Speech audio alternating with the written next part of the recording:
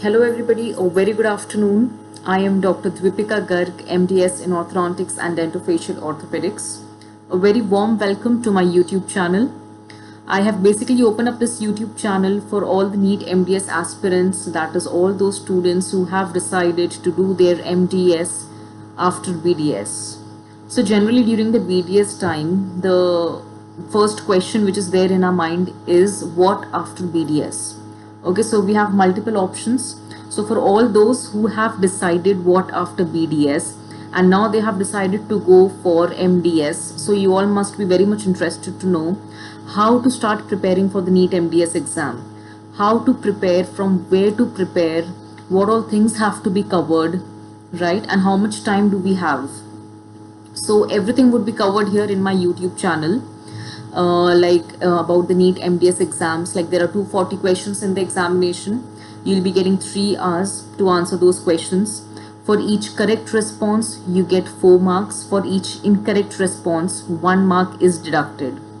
Okay, so this is the general pattern which we have, and likely what we are seeing from the past 2-3 years is there's a little change in pattern of examination.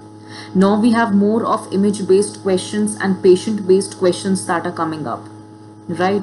Image based questions mean there is an image which is given to you and a question is asked and you have 4 options. You have to decide which option is correct.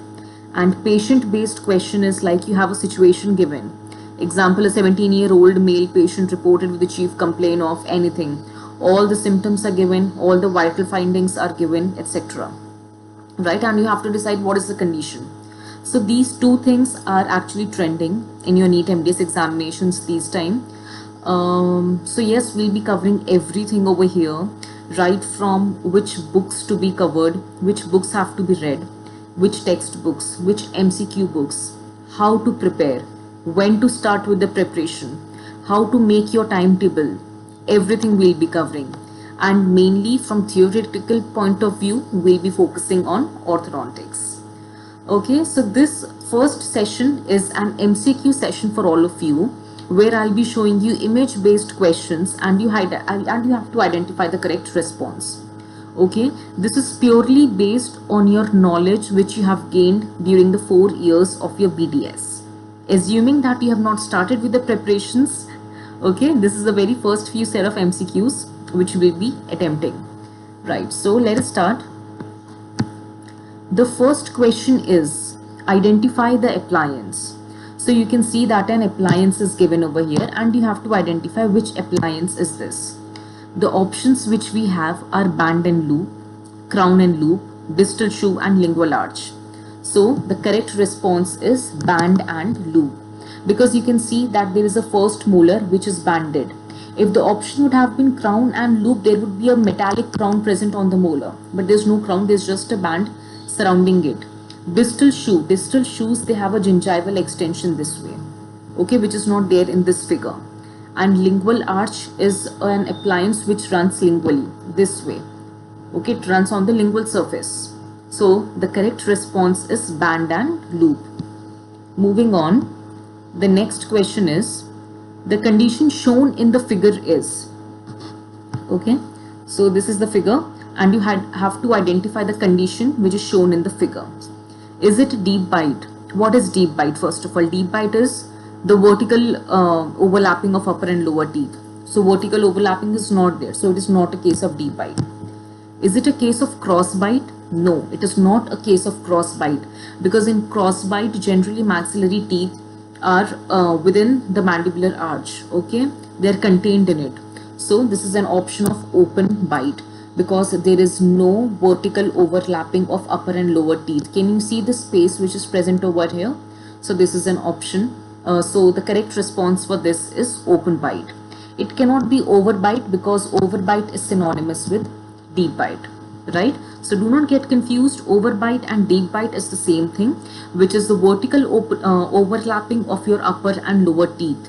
Here there is no vertical overlapping, so this is a case of open bite.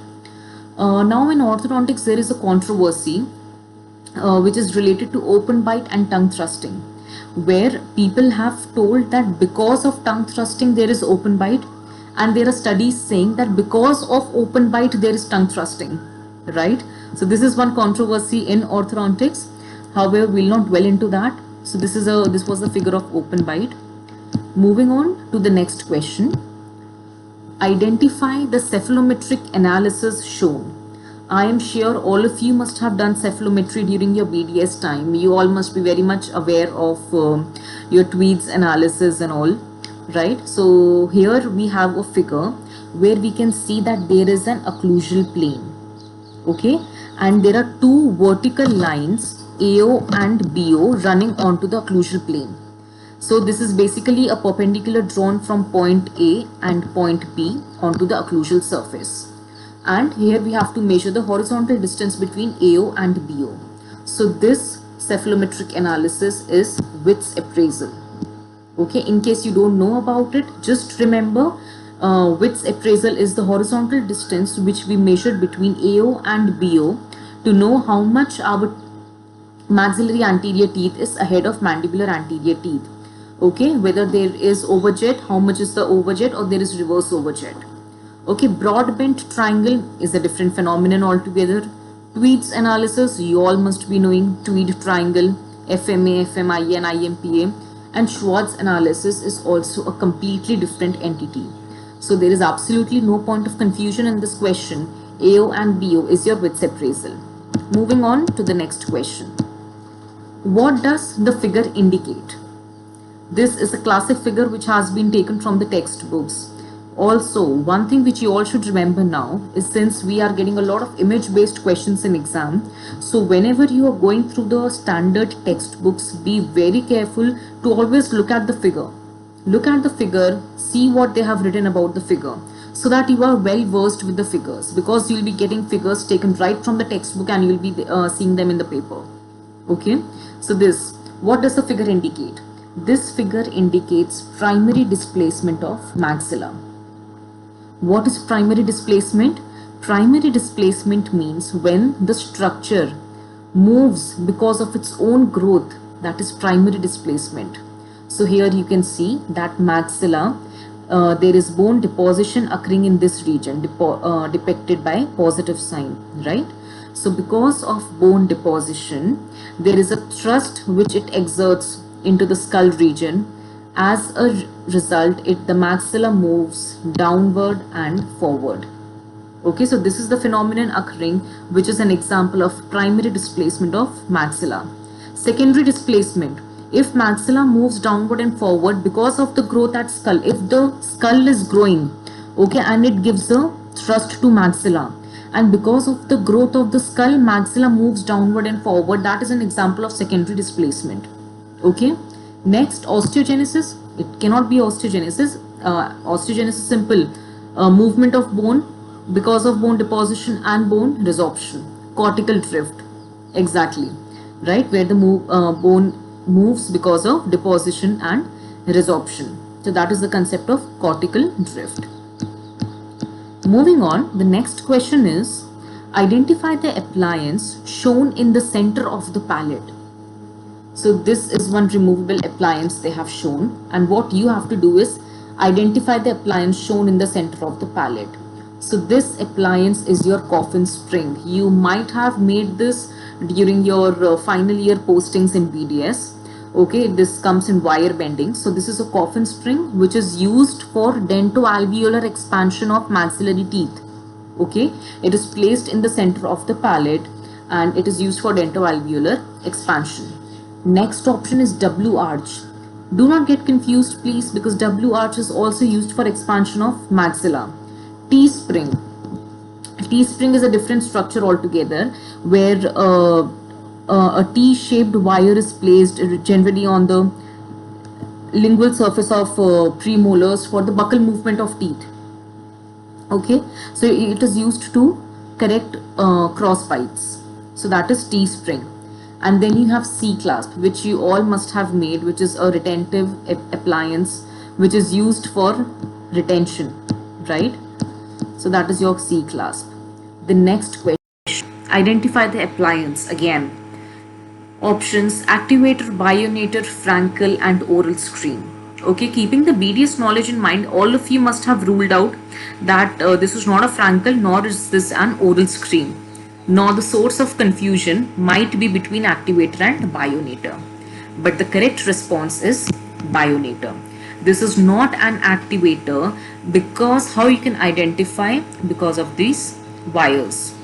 See how the wire is running from right to left side. It is overlapping from here, taking a turn, moving ahead, and then going to the other side.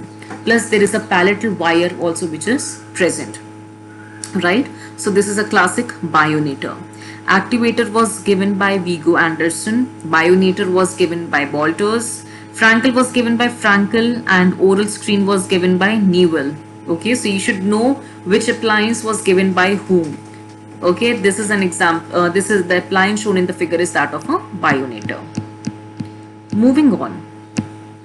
The type of molar relationship seen is, now class 1, class 2, class 3 molar relationship. I'm sure all of you are very much clear what is this. We need not discuss much in depth. This is an example of class 2 molar relation. Why? Because what is the typical features of class 1? Mesiobuccal cusp of upper first molar lies on the buccal groove of lower first molar. Okay, but now in this situation it has moved ahead. The mesiobuccal cusp is seen between second premolar and first molar. So that is a class 2 molar relationship. In case your mesiobuccal cusp is present in between first molar and second molar, lower first and second molar, that becomes your class 3 molar relationship. These were all given by angles. So the figure here is depictive of angles class 2 malocclusion. Next question. Identify the type of separators. Okay, maybe you all have not read about separators in during your BDS times, or maybe you have. Separators are basically given at the start of the treatment to make sure we have adequate space in and around molars to place the bands, because the very first step is banding. So a band is ensured around the first molar. So to make sure we have adequate amount of space, these separators are placed. Okay, so this is a separator which is made up of a wire, and this is an example of Kessling's separator, right? So when the patient comes, he agrees for the treatment, we know we have to go for the banding in the next visit, so we place a separator 3 to 5 days in advance so that we have adequate amount of space around first molar so that the band can be inserted easily. Okay, other options which are given: brass wire, no; dumbbell shape, that is in the shape of a dumbbell; ring is basically an elastic ring which is placed in between two teeth. Okay, so this has been also taken from your textbook like Balaji. Okay, so this is an example of Kessling's separator, right? So the next question is, the figure indicates. So this is a classic figure which you all must have seen multiple times in your textbook. The figure is that of Scammonn's growth curve. Okay, this is a Scammonn's growth curve. Cortical drift is a different concept. Cephalocortical gradient of growth is where your head proportions, how it changes with proportion to your body over a period of time as the age advances. Secondary displacement we have already discussed because of displacement of some other tissues, right? So this is Scammonn's growth curve, which shows that genital tissues, they initially they don't grow, but at the age of puberty there is a growth seen in genital tissues. Lymphoid, there is a peak in them initially during the childhood and they reach up to 200%, after which they decline. Neural growth occurs at 5 to 6 years of age, after which it remains constant. And genital tissues. So this is the figure of Scammonn's growth curve. Right? Next question. Identify the appliance. This appliance is a Frankel. Now I'm sure Frankel is one thing which is a little confusing, and during your BDS times it is generally not very clear to the students. So to make things very simple for you, here you can see are the lip pads. Okay, so lip pads are one thing which are generally kept away from the tissues to make sure there is no unnecessarily force acting onto the tissues and to eliminate all the forces which are not required. So wherever there is these things which you see, these lip pads, wherever you see, it means we want the growth of that region. So now you can see that lip pads are placed in the mandibular area. It means we want the mandible to grow ahead. so that all the unnecessarily or the restrictive forces which are acting on mandible is eliminated. Therefore, lip pads are placed. It means if it is placed in mandible, it has to be a class 2 case. Therefore, this is an example of Frankel 2. Why? Because in class 2, your mandible is retruded. There are forces acting on the mandible which does not allow it to grow. So, we eliminate these forces. The forces which are harmful are eliminated with the help of these lip pads. So, this is an example of Frankel 2. Okay, if these would have been over here, then it would be Frankel 1. Okay, moving on. We have lots of more questions coming up for you people. Okay, so we'll be discussing image based questions in depth, few more questions, and for each topic lectures would be taken. So feel free to subscribe to my YouTube channel so that you get a notification there, and every day we would be covering a topic. My videos will not be very long. Okay, you can always just open them whenever you are free, subscribe to the channel, open them and start going through the videos so that one by one all your concepts are clear. Okay, we'll be also discussing how to start with the preparations. Okay, wherein I'll be telling you that take up a notebook, write down the amount of time you have for your exam, jot down all the make a list of all the subjects. So when you make a list, you see that you have 18 subjects which are to be covered, and maybe you have 12 months or less. So how to make a timetable, how to make sure you cover entire syllabus will be explained, will be talked about. The books to be referred, the standard reference textbooks, the MCQ textbooks to be referred, everything I'll be there to help you out. So stay tuned because there's more coming soon. Thank you.